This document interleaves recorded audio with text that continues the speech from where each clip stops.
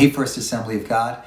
I just want to come on again today and share with you something from the scripture, a word of encouragement, and as well some other thoughts and notes, especially regarding what's taking place within our church during this time. Well, you know, we're in the midst of a Bible reading we just began yesterday entitled After the Resurrection from the book of Acts. I'll talk about that in another minute or so, but today we were reading in Acts chapter 2. And we read of how on the day of Pentecost, the believers were all together in one place and they were praying and worshiping, and they heard the sound of what sounded like a violent wind come through the place where they were. And then we read in verse number 3 that they saw what seemed to be tongues of fire that separated and came to rest on each of them.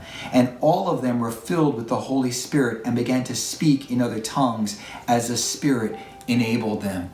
You know, when we look into the Old Testament, we see that the presence of God and the glory of God, the fire of God, was focused on and located first in the tabernacle and then in the temple. And so if people were going to experience the power of God and the presence of God, they needed to go to that locale, to the tabernacle or to the temple. But here in the book of Acts, it seems that Luke is being really clear in describing for us what took place on the day of Pentecost and how the fire of God came, but it separated onto each of the believers there. And the thought being that each one is now a temple of the Holy Spirit, and that wherever these believers would go, they carried with them the presence of God, the glory of God, the power of God. And so I want to remind us today that we as believers, each one of us is now a temple of the Holy Spirit. And so although we might be separated into our different homes, and during this time where we're not able to come together in a church building to worship and to pray and to study together, but that doesn't mean we can't experience the presence of God at work in our lives.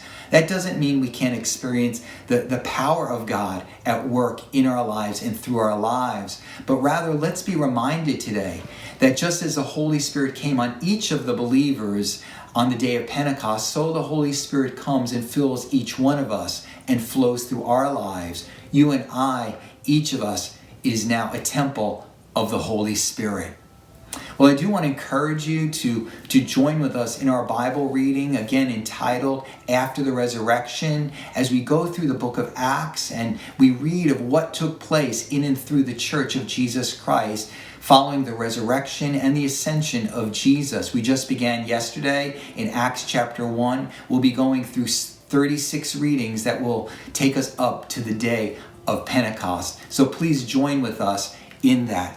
Also, I want to let you know our Operation Blessing Food Pantry has been up and running, and we appreciate those who have come by with food and have helped to keep us stocked up, and there are those who are coming for that help. If you or your family are in need of food, please don't hesitate. Call the church. Jenna is there up until about noontime every day, and she can arrange with you for a food pickup.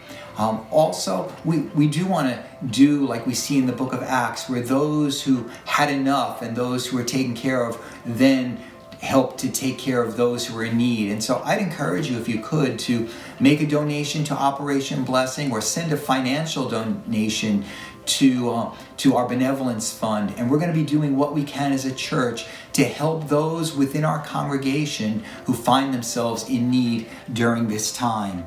Finally, I just remind you, we'll be back online on our YouTube channel for our Wednesday night prayer service that takes place at 7:15 p.m., life-changing prayer service, and then Sunday morning again at 10 o'clock a.m., again on that YouTube channel.